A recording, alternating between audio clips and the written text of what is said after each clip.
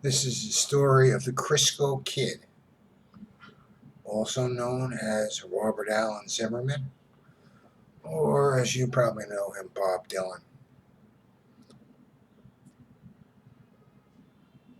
The Crisco Kid is the story of Bob Dylan's first 2 months in New York City when he was a male prostitute working rough trade in Times Square. Remember, he says, after rockin', reelin', rollin' ride, I landed up on the downtown side, Greenwich Village. Where was he prior to riding that? Selling his ass in sleazy bars around 40 Deuce. He admitted it to Robert Shelton, the critic who gave him his first big break, and the same dude that he confessed to that he was a junkie. Here's what Dylan told him on tape, okay? I shucked everybody when I came to New York. I played cute. I did not go down to the village when I first got to New York. I have a friend. He's a junkie now. We came to New York together. He wrote plays. We hung out on 43rd Street, hustled for 2 months, and did everything. I got the ride here in December 1960. I came down to the village in February, but I was here in New York in December 1960, hustling with this cat. I'm not scared of people, you dig? You name it, we did it. Sometimes we'd make 100 a night. Really, from 4 in the afternoon until 3 or 4 in the morning. We'd make 150 or 250 a night between us and hang around in bars. Cats would pick us up and chicks would pick us up. And we would do anything you wanted as long as it paid. It was very cutthroat. You got to shell out a lot of money just to hang around, so we weren't making anything.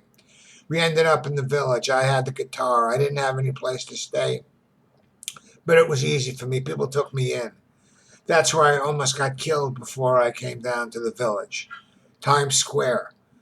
I didn't plan to stay in New York. I left anyway in the spring and didn't plan to come back.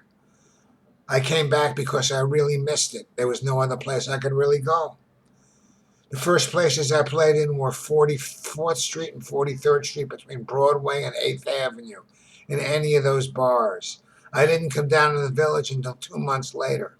Nobody knew I'd been hustling uptown.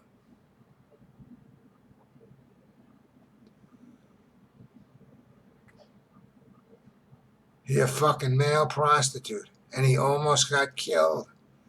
Somebody got murdered on New Year's Eve. Somebody said Dignity was the first to leave. I went into the city, went into the town, went into the land of the midnight sun. I went down where vultures feed. I would have gone deeper, but there wasn't any need. I heard the tongues of angels and the tongues of men. There wasn't no difference to me. Searching high, searching low,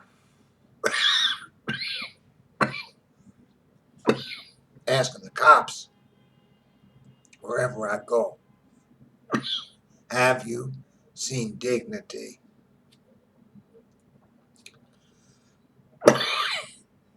He went to the cops after one of his tricks. Probably try to strangle him to death or knife him or shoot him or something.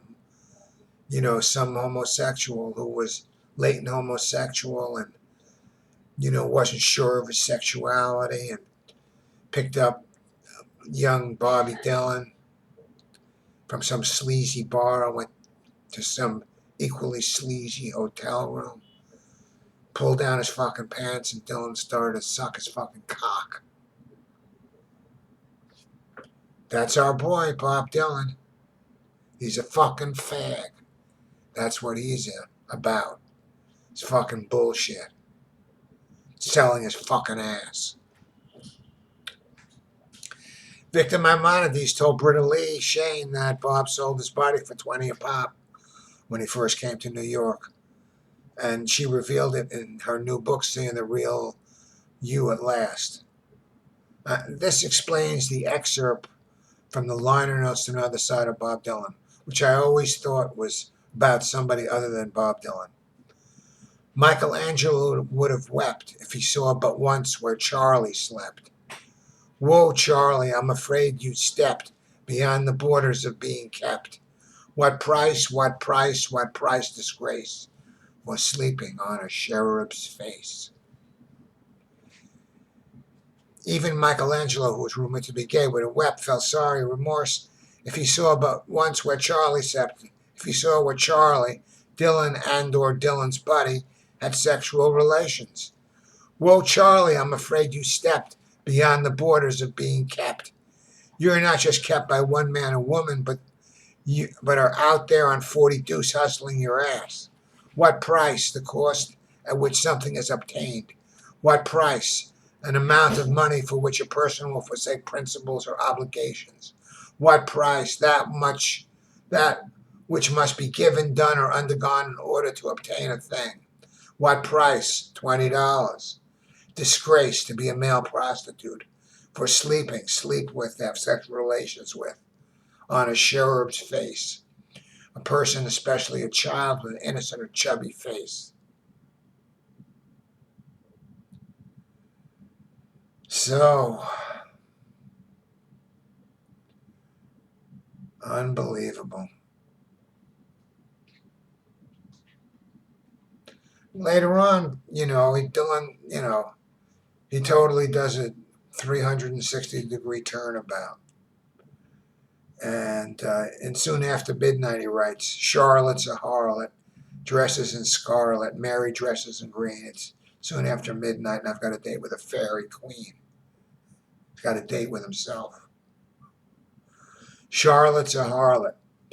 The Democrats who held their 212th convention in Charlotte, North Carolina, are political whores who will go against conventional morality in order to get votes. Dresses in. The Democrats have an outer covering or appearance guise, an ancient ritual in modern dress, as an example. Scarlet, being flagrantly immoral or unchaste. Scarlet thoughts. Mary, a male homosexual who takes the passive feminine role. Dresses in green, is easily duped or deceived. It's soon after midnight, things are at their worst. And I've got a date, there's a particular point of period at which something is expected to happen, like set a date for the wedding between Dylan and Charlie with a fairy queen. That is a date for a same-sex wedding. Fairy and queen do derogatory terms for gay people.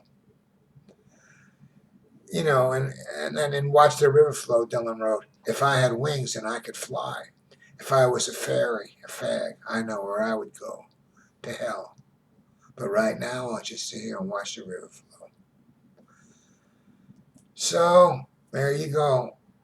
You heard it in Dylan's own words. You think Robert Shelton is making things up? You're fucking nuts. So there's your idol. There's the one that you look up to. There's the one you hate me for criticizing. He's just he's a sleazebag.